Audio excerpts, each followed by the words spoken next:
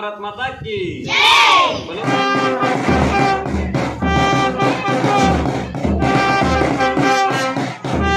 ಚಂದ್ರಯಾನ 3 ಭಾರತದ ವಿಜ್ಞಾನಿಗಳ ಸಾಧನೆಗೆ ಬಲೋ ಭಾರತ್ ಮಾತಾ ಕಿ ಮಕ್ಕಳ ಎಲ್ರಿಗೂ ನಮಸ್ಕಾರ ಆಯ್ತಾ. ನಾನು ಲಾಸ್ಟ್ ಮಂತ್ ಬಂದಿದ್ದಾಗ ಅಂದ್ರೆ ಕಳೆದ ತಿಂಗಳು ನಿಮ್ಗೇನು ಹೇಳಿದೆ, ನಾನು ಒಂದು 4 ಗ್ರಾಮ್ ಗೊತ್ತಿ ಅಂತ ಹೇಳಿದೆ ಅಲ್ವಾ. ಅದರಂತ ನಿಮಗೆ ಒಂದು ಚೆಸ್ ಬೋರ್ಡು, ಒಂದು ಶಟಲ್ ಬ್ಯಾಟು ಮತ್ತೆ ಕ್ರಿಕೆಟ್ ಬ್ಯಾಟ್ ಎಲ್ಲ ಕೊಡ್ತಾ ಇದ್ದೀನಿ. ಕೇರಮ್ ಬೋರ್ಡ್ನ ನೆಕ್ಸ್ಟ್ 15 ಡೇಸ್ ಬ್ಯಾಕು ಅಂದ್ರೆ 15 ಆದ್ಮೇಲೆ ತರಿಸ್ಕೊಡ್ತೀನಿ ಆಯ್ತಾ. ಎಲ್ಲರೂ ಚೆನ್ನಾಗಿ ಹೋಗ್ತೀವಿ, ಎಲ್ರಿಗೂ ಒಳ್ಳೇದಾಗಲಿ.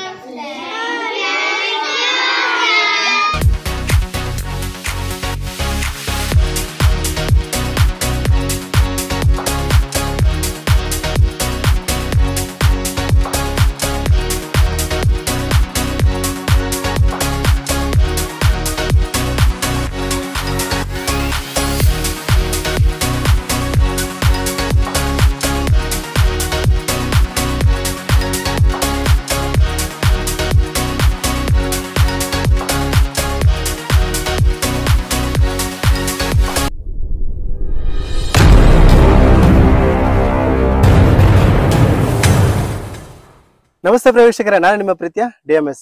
ಇವತ್ತು ಒಬ್ಬ ಸಮಾಜ ಸೇವಕರನ್ನ ನಿಮಗೆ ಪರಿಚಯ ಮಾಡಿಸೋಣ ಅಂತ ಬಂದಿದ್ದೀನಿ. ಇವರ ಹೆಸರು ಅಭಿಜಿತ್ ಬಸವರಾಜ್ ಅಂತ ಅಂದ್ಬಿಟ್ಟು. ಇವರ ಒಂದು ವಿಡಿಯೋ ನಾನು ಫೇಸ್ಬುಕ್ ನಲ್ಲಿ ನೋಡಿದ್ದೆ, ಮತ್ತೆ ಇನ್ಸ್ಟಾಗ್ರಾಮ್ ನಲ್ಲಿ ನಾನು ನೋಡಿದ್ದೆ. ಸಾಕಷ್ಟು ವಿಡಿಯೋಗಳನ್ನ ಇವ್ರು ಹಾಕಿದ್ರು, ಮತ್ತೆ ಸಾಕಷ್ಟು ಮಾಧ್ಯಮಗಳು ಇವ್ರನ್ನ ಇಂಟರ್ವ್ಯೂ ಕೂಡ ಮಾಡಿತ್ತು. ಯಾಕೆ ಇಂಟರ್ವ್ಯೂ ಮಾಡಿತ್ತು ಅಂತಂದ್ರೆ, ಈಗ ಅವನತಿ ಅಂಚಲ್ಲಿ ಇರ್ತಕ್ಕಂಥ ಗೌರ್ಮೆಂಟ್ ಸ್ಕೂಲ್ಗಳು ಅಂದ್ರೆ ಸರ್ಕಾರಿ ಶಾಲೆಗಳ ಒಂದು ಉನ್ನತಿಗೋಸ್ಕರ ಅವನ್ನು ಒಂದು ಉಳಿಸ್ಕೋಕೋಸ್ಕರ ಸಾಕಷ್ಟು ಅಭಿಯಾನಗಳನ್ನ ಇವರು ಹಮ್ಮಿಕೊಂಡಿದ್ರು. ಈಗಂತೂ ಯಾರು ಕೂಡ ಮಕ್ಕಳುಗಳನ್ನ ಒಂದು ಗೌರ್ಮೆಂಟ್ ಸ್ಕೂಲ್ಗೆ ಯಾರು ಕೂಡ ಕಳಿಸ್ತಾ ಇಲ್ಲ. ಅಂದ್ರೆ ಅದ್ರ ಒಂದು ಟ್ರೆಂಡ್ ಸ್ವಲ್ಪ ಕಡಿಮೆ ಆಗಿದೆ. ಎಲ್ಲ ಕೂಡ ಪ್ರೈವೇಟ್ ಸ್ಕೂಲ್ಗಳಿಗೆ ಜಾಸ್ತಿ ಕಳಿಸ್ತಾ ಇರುವಂತದ್ದು. ಈಗ ನಾವಾಗಿರ್ಬೋದು ಅಥವಾ ಯಾರೇ ಆಗಿರ್ಬೋದು, ಮಕ್ಕಳು ಒಂದು ಪ್ರೈವೇಟ್ ಸ್ಕೂಲ್ ಓದ್ತಾ ಇದಾವೆ, ಅದು ಇಂಗ್ಲಿಷ್ ಅಲ್ಲಿ ಮಾತಾಡ್ತಾ ಇದಾವೆ ಅಂತ ನಮ್ಗೊಂದು ಖುಷಿ ಕೇಳೋದಕ್ಕೆ ಅಂದ್ಬಿಟ್ಟು ಕಳಿಸ್ತಾರೆ.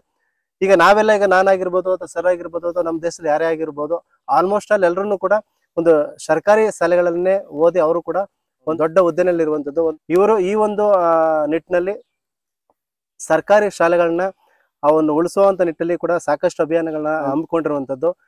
ಜೊತೆಗೆ ಆ ಒಂದು ಶಾಲೆಗಳಿಗೆ ಬೇಕಾಗಿರ್ತಕ್ಕಂಥ ವಸ್ತುಗಳನ್ನ ಕೊಡ್ತಾ ಇರುವಂತದ್ದು, ಪಠ್ಯ ಪುಸ್ತಕಗಳಾಗಿರ್ಬೋದು ಅಥವಾ ಅವ್ರಿಗೆ ರಫ್ ನೋಟ್ ಆಗಿರ್ಬೋದು ಅಥವಾ ಬ್ಯಾಗ್ಗಳಾಗಿರ್ಬೋದು, ಪೆನ್ಗಳಾಗಿರ್ಬೋದು, ಅವ್ರಿಗೆ ಏನೇನ್ ಬೇಕೋ ಅವೆಲ್ಲನೂ ಕೂಡ ಇವರೇ ಕೂಡ ಇವರ ಒಂದು ಓನ್ ಖರ್ಚಲ್ಲಿ ಹಾಕಿ ಮಕ್ಕಳುಗಳಿಗೆ ಒಂದು ಉತ್ತೇಜನವನ್ನ ಕೊಡ್ತಾ ಇರುವಂತದ್ದು. ಹಾಗಾಗಿ ಇವರು ಒಂದು ವಿಡಿಯೋ ಮಾಡ್ಬೇಕು ಅನ್ನುವಂತ ನಿಟ್ಟಲ್ಲಿ ನಾನು ಬಂದಿರುವಂತದ್ದು. ಅದ್ರ ಜೊತೆಗೆ ನಮ್ಮ ಸುತ್ತಮುತ್ತ ಕಾಡಲ್ಲಿ ನೀವು ನೋಡ್ತಾ ಇರ್ಬೋದು, ಈ ಕುಂತೂರು ಬೆಟ್ಟ ಆಗಿರ್ಬೋದು, ಬಸವನ ಬೆಟ್ಟ ಆಗಿರ್ಬೋದು, ಇಲ್ಲಿ ಬೇಸಿಗೆ ಟೈಮ್ನಲ್ಲಿ ಸಾಕಷ್ಟು ನೀರಿನ ಒಂದು ಅಭಾವ ಇರೋದ್ರಿಂದ ಇವರು ಒಂದು ದುಡ್ಡಲ್ಲೇ ಆ ಒಂದು ಟ್ಯಾಂಕರ್ ಅನ್ನು ಮಾಡ್ಕೊಂಡು ಹೋಗ್ಬಿಟ್ಟು ಒಂದು ಕಾಡ್ ಮಧ್ಯದಲ್ಲಿ ಒಂದು ತೊಟ್ಟಿಗಳಂತ ಏನ್ ಸರ್ಕಾರದಿಂದ ಮಾಡಿದಾರೋ ಅದ್ರಲ್ಲಿ ನೀರು ಇರದಿರುವಂತ ಸಂದರ್ಭದಲ್ಲಿ ಇವರು ಓನಾಗಿ ಆ ಒಂದು ಟ್ಯಾಂಕ್ ಅನ್ನ ಹೊಡಿಸಿ ಆ ಪ್ರಾಣಿಗಳಿಗೂ ಕೂಡ ಆ ನೀರನ್ನ ಒದಗಿಸ್ತಾ ಇದ್ರು.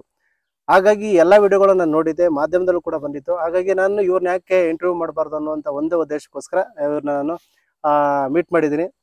ಬನ್ನಿ ಅವರ ಒಂದು ಬಾಯಿನಲ್ಲಿ ಈ ಒಂದು ವಿಚಾರದ ಬಗ್ಗೆ ಏನೇನೆಲ್ಲ ಹೇಳ್ತಾರೆ ಸಂಪೂರ್ಣವಾಗಿ ತಿಳ್ಕೊಳ್ಳೋಣ. ಸರ್ ನಮಸ್ತೆ. ಸರ್ ನಮಸ್ತೆ, ಹೇಗಿದ್ರಿ ಸರ್? ನೀವು? ನಾನು ತುಂಬಾ ಚೆನ್ನಾಗಿ, ತುಂಬಾ ಖುಷಿ ಆಯ್ತು ಸರ್. ಯಾಕೆಂದ್ರೆ ಸಣ್ಣ ಕೆಲಸ ಮಾಡ್ತಿದ್ದೀನಿ, ಅದನ್ನ ನೀವು ಇವತ್ತು ಬೆಳಕು ತರ್ತಾ ಇದ್ದೀರಾ. ಸೊ ನಿಮ್ಗೆ ಧನ್ಯವಾದಗಳು. ಏನಾಗುತ್ತೆ ಅಂತ ಹೇಳಿದ್ರೆ, ನೀವು ಮಾಡ್ತೀರಾ, ನಮ್ಗೆ ರೆಸ್ಪಾನ್ಸಿಬಲ್ ಜಾಸ್ತಿ ಆಗುತ್ತೆ. ಇನ್ನ ಮಾಡ್ಬೇಕು, ಇನ್ನೇನು ಹೊಸದ್ ಮಾಡ್ಬೇಕು ಅನ್ನೋದೊಂದು ಜವಾಬ್ದಾರಿ ಜಾಸ್ತಿ ಆಗುತ್ತೆ. ಮತ್ತೊಮ್ಮೆ ನಿಮ್ಗೆ ನನ್ನ ಸಣ್ಣ ಕೆಲಸಗಳನ್ನ ಗುರುತಿಸಿ ನೀವು ಒಂದು ವಿಡಿಯೋ ಮಾಡ್ತಿದ್ದೀರಾ, ಧನ್ಯವಾದಗಳು ಸರ್. ಒಳ್ಳೇದಾಗ್ಲಿ ಸರ್. ನನ್ನ ಹೆಸರು ಬಂದು ಅಭಿಜಿತ್ ಬಸವರಾಜ್ ಅಂತ, ಮೂಲತಃ ಹಲಗೂರು ಗ್ರಾಮದವನು. ನಾನು ಬೇಸಿಕಲಿ ನಾನು MA BEd LLB ಪದವೀಧರ ಸರ್. ನಂದು ಮೂಲ ಕೃಷಿ.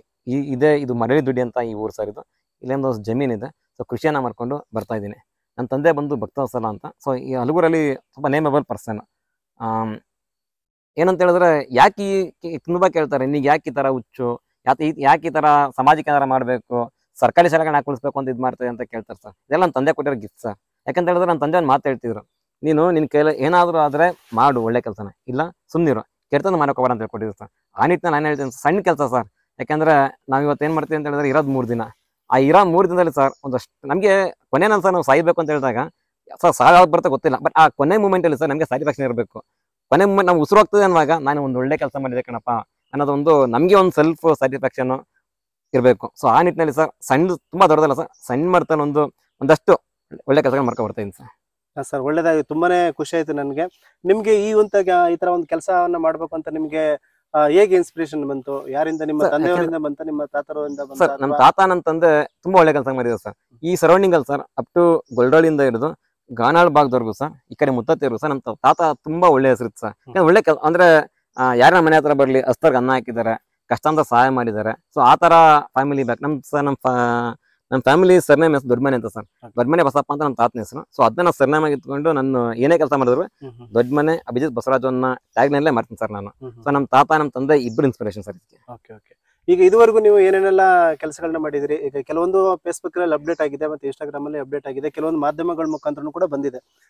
ಅದರಲ್ಲಿ ಇಲ್ದೇ ಇರುವಂತ ಕೆಲವೊಂದು ವಿಷಯಗಳು ನಿಮ್ಮ ಹತ್ರ ಇದೆ, ಕೆಲವೊಂದು ನೀವು ಕೂಡ ಬೇಡ ಅಂತ ಹೇಳಿರ್ತೀವಿ. ಅಂದ್ರೆ ಇಷ್ಟೊಂದು ಚಿಕ್ಕ ಚಿಕ್ಕ ಕೆಲವೊಂದು ಏನಾಗುತ್ತೆ ಅಂತ ಹೇಳಿದ್ರೆ ಹೇಳಕ್ಕಾಗಲ್ಲ ಸರ್. ನಾನು ಕೆಲವೊಂದು ತುಂಬಾ ರಿಸ್ಟ್ರಿಕ್ಷನ್ ಇರುತ್ತೆ. ಈಗ ನಾನು ಫಾರೆಸ್ಟ್ ಅಲ್ಲಿ ಸಹ ನೀರು ಓಡಿಸಿರೋದು ತುಂಬಾ ದೊಡ್ಡ ಮಟ್ಟದಲ್ಲಿ ಮಾಡಿದ್ದೀನಿ.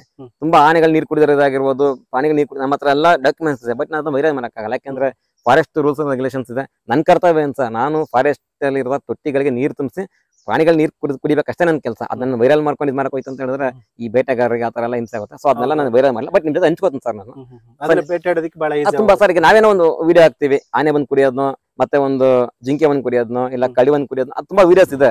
ಅದೇನಾಗುತ್ತೆ ಅಂತ ಹೇಳಿದ್ರೆ ಬೇಟೆಗಾರರಿಗೆ ಅದು ತುಂಬಾ ಇದೆ. ಅದಕ್ಕೆ ನಾವು ಸರ್ ನನ್ನ ಕೆಲಸ ಏನ್ ಸರ್, ನನ್ನ ಕೆಲಸ ಪ್ರಾಮಾಣಿಕವಾಗಿರ್ಬೇಕು. ಅಂದ್ರೆ ನನ್ನ ಕೆಲಸ ನೀರು ಓಡಿಸೋ ಅಷ್ಟೇ ಕೆಲಸ, ನೀರು ಕುಡ್ಕೊಂಡು ಹೋಗುತ್ತೆ ಮುಗಿತಷ್ಟೇ.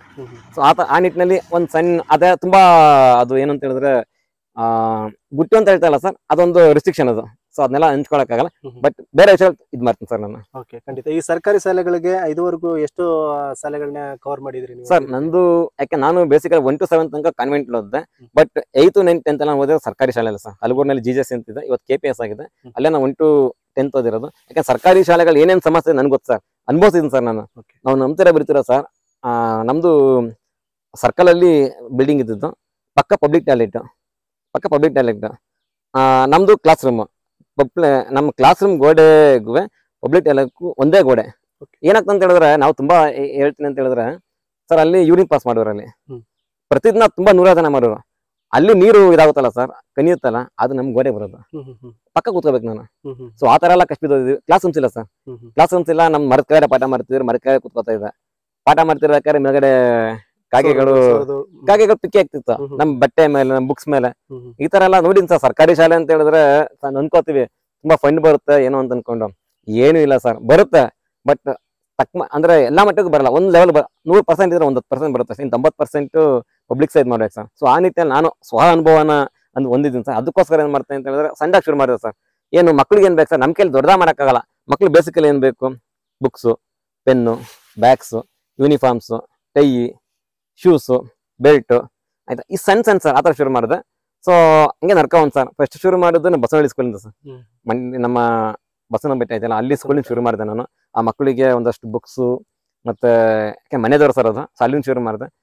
ಬುಕ್ಸು, ಪೆನ್ಗಳು, ಎರೇಸರು, ಶಾರ್ಪ್ನರು, ಪೆನ್ಸಿಲ್, ಈ ತರ ಏನಾಗುತ್ತೆ ನನ್ ಕೈಲಿ ಅದು ಕೊಟ್ಟೆ ಸರ್.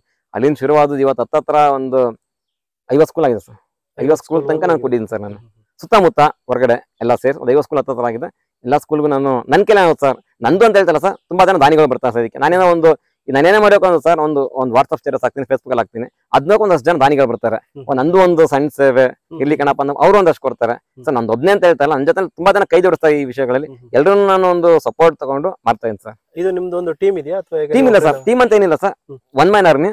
ಬಟ್ ನನ್ಗೆ ಬೇಕು ಅಂತ ಕೇಳ್ತೀನಿ ಸರ್. ನಾನು ನನ್ನ ಫ್ರೆಂಡ್ಸ್ ಗಳಿದ್ದಾರೆ, ಹಿಂಗ್ ಬೇಕಣಪ್ಪ. ಈಗ ನಾನೇನ್ ಮಾಡ್ತೇನೆ ಸರ್, ನನ್ಗೆ ಗೊತ್ತಿರತಕ್ಕಂತ ಒಂದು ಮೆಡಿಕಲ್ ಹುಡುಗಿ ಇದ್ದಾಳೆ. ಅವಳು ಇಲ್ಲ ಮದ್ದೂರ್ ಮತ್ತೆ ತೆಂಪಟ್ನ ಮಧ್ಯೆ ಚಾಮುಂಡೇಶ್ವರಿ ಮೆಡಿಕಲ್ ಕಾಲೇಜ್ ಅಂತ ಇದೆ ಸರ್, ಅಲ್ಲಿ MBBS ಮಾಡ್ತಿದ್ದಾಳೆ. ಅವ್ರು ಗೌರ್ಮೆಂಟ್ ಸೀಟ್ ಸಿಕ್ಕಿದ್ರೆ ಒಂದಷ್ಟು ಫೀಸ್ ಕಟ್ಬೇಕು ಸರ್.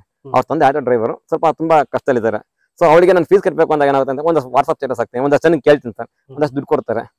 ಮಿಕ್ಕುದ್ ನಾನು ಹಾಕ್ತೀನಿ ಸರ್. ನಾನು ಒಂದು 50,000 ದುಡ್ಡು ಬೇಕು ಅಂತ ಹೇಳಿದ್ರೆ ಒಂದಷ್ಟು ಕಲೆಕ್ಟ್ ಮಾಡ್ತೀನಿ. ಒಂದು 30,000 ಕಲೆಕ್ಷನ್ ಆಯ್ತು, ಇನ್ನು 20 ನಾನೇ ಹಾಕ್ತೀನಿ. ಆ ತರ ಇದ್ ಮಾಡ್ಕೊಂಡ್ ಸರ್. ಅಂದ್ರೆ ನಾನು ಒಬ್ನೇ ಅಂತ ಹೇಳ್ತಲ್ಲ, ಒಂದಷ್ಟು ಜನ ಸಹಕಾರ ಕೊಡ್ತಾರೆ.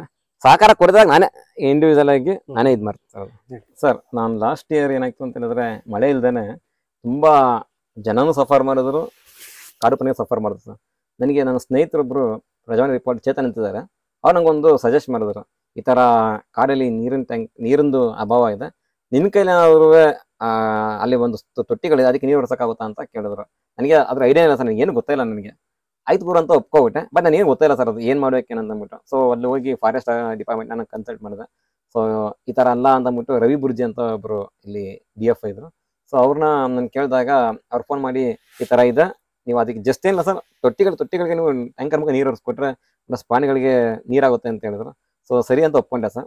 ಸೊ ನಮ್ಮ ಮುತ್ತತ್ತಿ ಭಾಗ ಮತ್ತೆ ಬಸವಮೆಟ್ಟಿ ಭಾಗದಲ್ಲಿ ಒಂದು 4 ಪಾಯಿಂಟ್ ಮಾಡಿದ್ವಿ ಸರ್, 5 ಪಾಯಿಂಟ್ ಒಟ್ಟು 5 ಪಾಯಿಂಟ್ಗಳಲ್ಲಿ ಸರ್. ಒಂದು 2 ಪಾಯಿಂಟ್ಗೆ ಸಮಸ್ಯೆ ಇರಲಿಲ್ಲ, ಅಂದ್ರೆ ನೀರು ಈಸಿಯಾಗಿ ಹೋಗ್ತಿತ್ತು. 3 ಪಾಯಿಂಟ್ಗಳಲ್ಲಿ ಸ್ವಂತ ಟಾರ್ಪಲನ್ನು ಹಾಕಿ ಆ ಟಾರ್ಪಲ್ಗೆ ನೀರು ತುಂಬಿಸಿ ಪ್ರಾಣಿಗಳಿಗೆ ನೀರು ಕೊಡ್ಸೋ ಕೆಲಸ ಮಾಡಿದ್ವಿ. ಸೊ 1 ತಿಂಗಳು ಅಲ್ಲ ಸರ್, 1.5 ತಿಂಗಳ ಕಾಲ ಸತತವಾಗಿ ಟ್ಯಾಂಕರ್ ಮೂಲಕ ಕಾಡಿಗೆ ಹೋಗಿ, ಅಂದ್ರೆ ಕಾಡಿಗೆ ಹೋದೆ ಅಂತ ಯಾರು ತಪ್ಪು ತಿಳ್ಕೊಬೇಡಿ, ಫಾರೆಸ್ಟ್ ಡಿಪಾರ್ಟ್ಮೆಂಟ್ ಅವರ ಪರ್ಮಿಷನ್ ತಗೊಂಡು ಅವ್ರ ಜೊತೆಲ್ಲ ಕರ್ಕೊಂಡು ಹೋಗ್ಬಿಟ್ಟು 1.5 ತಿಂಗಳ ಕಾಲ ಸರ್ ಸುಮಾರು 80ಕ್ಕೂ ಹೆಚ್ಚು ಟ್ಯಾಂಕರ್ಗಳ ಮುಖಾಂತರ ನೀರನ್ನ ತುಂಬಿಸಿದ್ದೀನಿ. ಸೊ ಆ ಪ್ರತಿದಿನ ಸರ್ ಅಲ್ಲಿಗೆ ಆನೆ, ಕರಡಿ, ಅಲ್ಲಿ ಏನು ಕಾಡ್ಲ ಆ ಸರೌಂಡಿಂಗ್ ಏನಿದೆ, ಜಿಂಕೆಗಳು, ಸಾರಂಗ ಸರ್, ನಂಬ್ತಿರೋ ಬಿಡ್ತಿರೋ ನನಗೆ ಜೇನುನೊಣಗಳು ನೀರು ಕುಡಿದಂಗೆ ಗೊತ್ತಿಲ್ಲ. ಸೊ ನಾನು ನೀರು ಹೊಡ್ಸಕ್ ಹೋದಾಗ ಜೇನುನೊಣಗಳು ಸರ್ 1,000 ಸರ್ ಇದೇ ತರ ನೀರು ಬಂದು ನೀರು ಕುಡಿತ. ನನಗೆ ಒಂಥರ ಶಾಕ್ ಆಗ್ತದೆ ಸರ್, ನನ್ಗೆ ಗೊತ್ತಿಲ್ಲ ಅದ್ರ ಬಗ್ಗೆ. ನನ್ನ ಸೈನ್ಸ್ ಸ್ಟೂಡೆಂಟ್, ಆರ್ಟ್ಸ್ ಸ್ಟೂಡೆಂಟ್, ನನ್ಗೆ ಗೊತ್ತಿಲ್ಲ. ಬಟ್ ಏನಂತ ಹೇಳಿ ನೋಡಿದ್ನಲ್ಲ, ಮನಸ್ಸಿಗೆ ತುಂಬಾ ತೃಪ್ತಿ ಆಯ್ತು ಸರ್. ನಾನ್ ಮಾಡ್ತಿರೋ ಕೆಲಸ ಜೇನುನೊಣಗಳಿಗೂ ತುಂಬಾ ಖುಷಿ ಆಯ್ತು ಸರ್ ಅದು.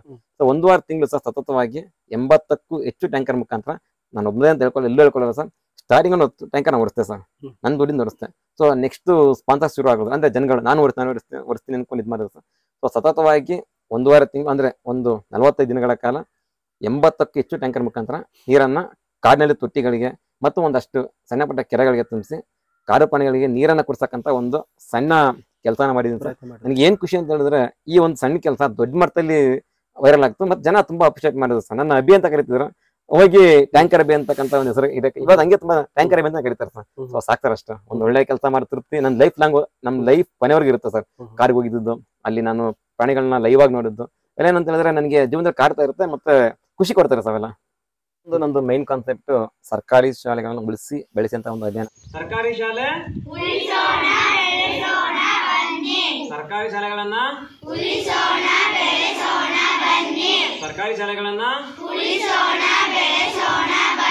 ಬಲೋ ಭಾರತ್ ಮಾತಾ ಕಿ, ಬಲೋ ಭಾರತ್ ಮಾತಾ ಕಿ. ಇಲ್ಲಿ ಪಕ್ಕ ಕರಿಗೋನಹಳ್ಳಿ ಸ್ಕೂಲ್ ಇದೆ ಸರ್, ಅಲ್ಲಿ ಆ ಸ್ಕೂಲ್ಗೆ ಒಂದು ಬ್ಯಾಂಚ್ ಸೆಟ್ ಕೊಡಿಸಿದೆ. ನಂದಲ್ಲ, ಒಂದಷ್ಟು ದಾನಿಗಳನ್ನ ಸೇರಿಸ್ಕೊಂಡು ಒಂದು ಬ್ಯಾಂಚ್ ಸೆಟ್ ಕೊಟ್ಟಿದೆ. ಇವತ್ತು ಅಲ್ಲಿ ನೆನ್ಸ್ಕೊತಾರೆ ಸರ್ ಅಲ್ಲಿ.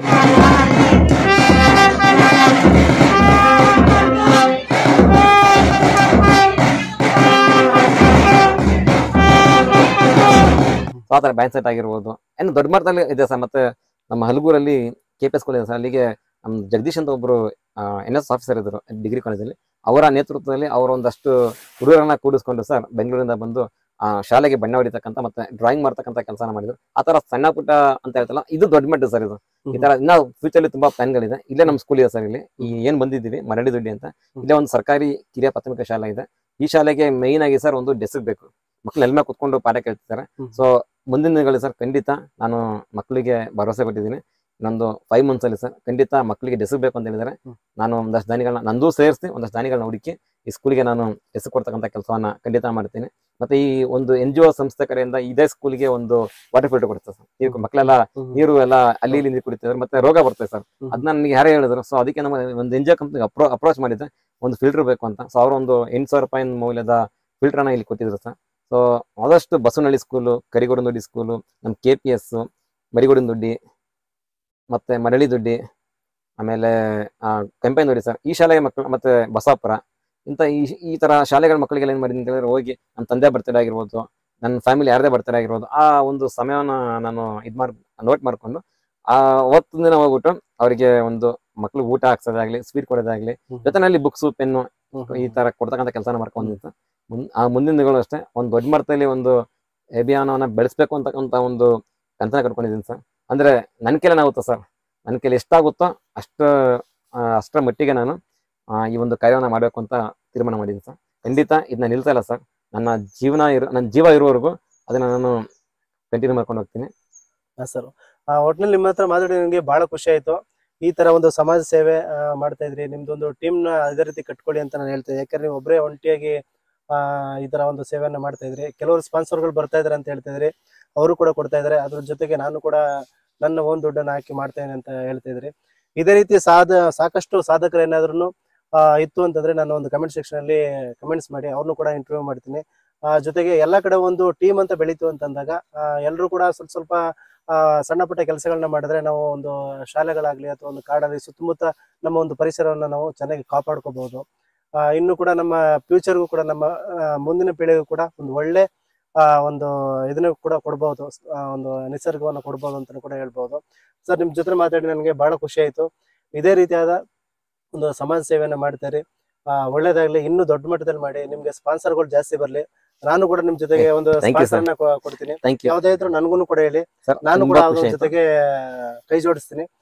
ನಮ್ಮ ಒಂದು ವಿಡಿಯೋನ ನೋಡಿ ಯಾರನ್ನೆಲ್ಲ ನೋಡ್ತಿರೋ ಅವರು ಕೂಡ ಈ ತರ ಸ್ಪಾನ್ಸರ್ಶಿಪ್ ಏನಾದ್ರು ಕೊಡ್ತೀವಿ ಅಂತ ಹೇಳದಿತ್ತು ಅಂತಾರೆ ನಮ್ಮ ಕಮೆಂಟ್ ಸೆಕ್ಷನ್ ಅಲ್ಲಿ ಕಮೆಂಟ್ಸ್ ಮಾಡ್ಬೋದು.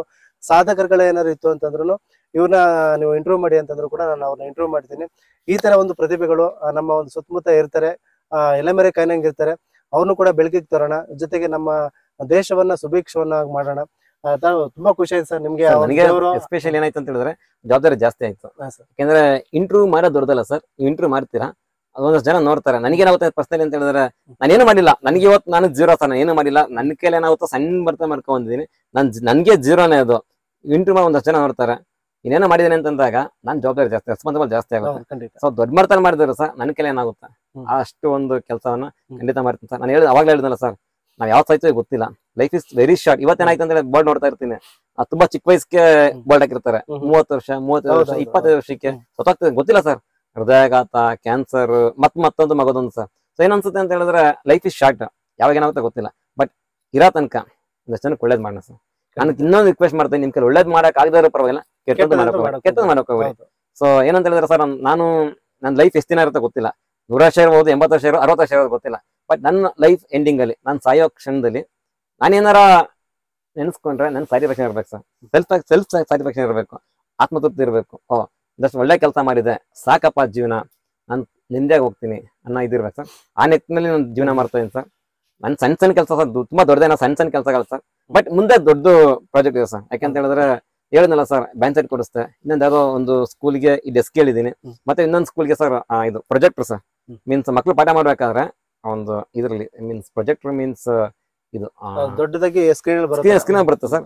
ಅದಕ್ಕೆ ನನಗೆ ಸರಿಯಾದ ಐಡಿಯಾ ಬರ್ತಾ ಇಲ್ಲ. ಪ್ರೊಜೆಕ್ಟರ್ ಹಾಕಿ ಪಾಠ ಮಾಡ್ಬೇಕು, ಆ ತರ ಒಂದು ಗ್ರಾಮೀಣ ಮಟ್ಟದಲ್ಲಿ ಎಲ್ಲಾ ಶಾಲೆಗಳಿಗೂ ತರಬೇಕು ಅನ್ನೋ ಇದೆ ಸರ್. ಯಾಕಂತ ಹೇಳಿದ್ರೆ ಎಲ್ಲಾ ಕಾನ್ವೆಂಟ್ಗೆ ಹೋಗ್ತಾರೆ, ಕಾನ್ವೆಂಟ್ಲಿ ಮಾತ್ರ ಸಿಗ್ತಾ ಇದೆ. ಸರ್ಕಾರ ಅನ್ಕೊಂಡ್ ಕೂತ್ಕೊಳಕ್ ಆಗಲ್ಲ. ಸರ್ಕಾರ ಕೇಳಿದ್ರೆ ಸರ್ಕಾರ ಏನು ಚಾಕ್ ಪಿಸ್ತಳಕ್ಕೆ ಸಿಮೆಸನ್ ತಗೊಳಕ್ಕೆ ದುಡ್ಡು ಕೊಡ್ತಾ ಇಲ್ಲ. ಈಗ ಹಂಗ ಇದೆ ಪರಿಸ್ಥಿತಿ. ಸೊ ಆ ನಿಟ್ಟಿನಲ್ಲಿ ತುಂಬಾ ದೊಡ್ಡ ಮಟ್ಟದಲ್ಲಿ ಪ್ರಾಜೆಕ್ಟ್ ಇದೆ ಸರ್. ಖಂಡಿತ ಮಾಡ್ತೀನಿ ಸರ್. ಇವತ್ತಲ್ಲದೆ ಇರುವೆ ಖಂಡಿತ ಇನ್ನೊಂದು 5 ವರ್ಷ ಆಗಲಿ ಸರ್. ಏನು ನಮ್ಮ ಸ್ಮಾರ್ಟ್ ಕ್ಲಾಸ್ಗಳೇನಿದೆ ಮತ್ತೆ ಪ್ರೊಜೆಕ್ಟ್ ಹಾಕೊಂಡು ಪಾಠ ಮಾಡುವಂತ ಒಂದು ಸಿಸ್ಟಮ್ನ ತರಬೇಕು ಅಂತ ತುಂಬಾ ಆಸೆ ಇದೆ. ಖಂಡಿತ ಮಾಡೇ ಮಾಡ್ತೀನಿ ಸರ್. ಮತ್ತೊಮ್ಮೆ ನಿಮ್ಗೆ ಮತ್ತು ನಿಮ್ DMS ಯೂಟ್ಯೂಬ್ಗೆ ಶುಭವಾಗ್ಲಿ. ಒಬ್ಬ ಸಣ್ಣ ಸಾಧಕ ಅಂತ ಹೇಳ್ತಲ್ಲ, ಸಣ್ಣ ವ್ಯಕ್ತಿ ಬಂದು ಇಂಟರ್ವ್ಯೂ ಮಾಡಿದ್ದೀರಾ, ಅದಕ್ಕೆ ನಾನು ಆಭಾರಿಯಾಗಿದ್ದೇನೆ. ನಿಮ್ ಸಂಸ್ಥೆನೂ ಒಂದು ಯೂಟ್ಯೂಬ್ ಅಲ್ಲಿ ಒಳ್ಳೊಳ್ಳೆ ಸಾಧಕರನ್ನ ನೀವು ಇಂಟರ್ವ್ಯೂ ಮಾಡಿ ಜನಕ್ಕೆ ಬೆಳಕಿಗೆ ತನ್ನಿ. ನಿಮ್ದು ದೊಡ್ಡ ಮಟ್ಟ ಬೆಳೆದಿ ಸರ್. ಇವರ್ ಜಾಸ್ತಿ ಆಗ್ಲಿ, ಬಟ್ ಎಲ್ಲಕ್ಕಿಂತ ಹೆಚ್ಚಾಗಿ ನೀವು ಮಾಡೋ ಕಂಟೆಂಟ್ ಇದೆಯಲ್ಲ ಸರ್, 10 ಜನ ನೋಡ್ಲಿ, ಅವ್ರು ತಲುಪ್ಲಿ, ಅವ್ರಿಗೆ ಖುಷಿ ಆಗ್ಬೇಕು ಸರ್. ಲಕ್ಷಾಂತರ ನೋಡಿದ್ರು ಅದ್ ಲೆಕ್ಕ ಅಲ್ಲ ಸರ್. ಎಷ್ಟು ಜನ ನೋಡ್ತಾರೆ ಅಷ್ಟು ಜನಕ್ಕೂ ಅದು ಯೂಸ್ಫುಲ್ ಆಗ್ಬೇಕು, ಅವ್ರ ಮನ ಮುಟ್ಬೇಕು. ಆ ತರ ಇದ್ ಮಾಡಿ ಸರ್, ಒಳ್ಳೇದಾಗ್ಲಿ ಸರ್. Thank you sir. ಇವ್ರೇನ್ ಇವಾಗ ಸಣ್ಣ ಮಟ್ಟದಲ್ಲಿ ಮಾಡ್ಕೊಬರ್ತೀವಿ ಅಂತ ಇವ್ರು ಹೇಳ್ತಾ ಇದಾರೆ. ಬಟ್ ಅದನ್ನು ನಾವು ನೋಡಿದಾಗೆಲ್ಲ ಆಲ್ಮೋಸ್ಟ್ ಅಲ್ಲೆಲ್ಲ ಏನು ನಮ್ಮ ಟಿವಿ ಮಾಧ್ಯಮಗಳಿದೆ, ಎಲ್ಲಾ ಚಾನೆಲ್ಗಳು ಕೂಡ ಇವರೊಂದು ಇಂಟರ್ವ್ಯೂ ಆಗಿದೆ. ಎಲ್ಲ ದೊಡ್ಡ ಮಟ್ಟದಲ್ಲಿ ಅವ್ರು ಮಾಡಿದ್ದಾರೆ. ಬಟ್ ಇವ್ರು ಹೇಳ್ಕೊಳ್ತಾ ಇರೋದು ತುಂಬಾ ಸಣ್ಣ ಮಟ್ಟದಲ್ಲಿ ಮಾಡಿದೀನಿ ಅಂತ ಹೇಳ್ತಾ ಇದಾರೆ. ಆದ್ರೆ ಇನ್ನೂ ಕೂಡ ಇನ್ನೂ ದೊಡ್ಡ ಮಟ್ಟದಲ್ಲಿ ಇವ್ರಿಗೆ ತೃಪ್ತಿ ಆಗೋ ರೀತಿಯಲ್ಲಿ ಇನ್ನೂ ದೊಡ್ಡ ಮಟ್ಟದಲ್ಲಿ ಒಂದು ಸಮಾಜ ಸೇವೆಯನ್ನು ಮಾಡಿ ಮಾಡುವಷ್ಟು ಒಂದು ಆಯುಷು, ಆರೋಗ್ಯ, ಸಂಪತ್ತು ಆ ದೇವರು ಇವ್ರಿಗೆ ಕರುಣಿಸ್ಲಿ ಅಂತ ಹೇಳ್ತಾ ಈ ಒಂದು ವಿಡಿಯೋ ನಾನು ಇಲ್ಲಿಗೆ ಮುಗಿಸ್ತಾ ಇದ್ದೀನಿ. ಧನ್ಯವಾದಗಳೊಂದಿಗೆ ನಾನು ನಿಮ್ಮ ಪ್ರೀತಿಯ DMS.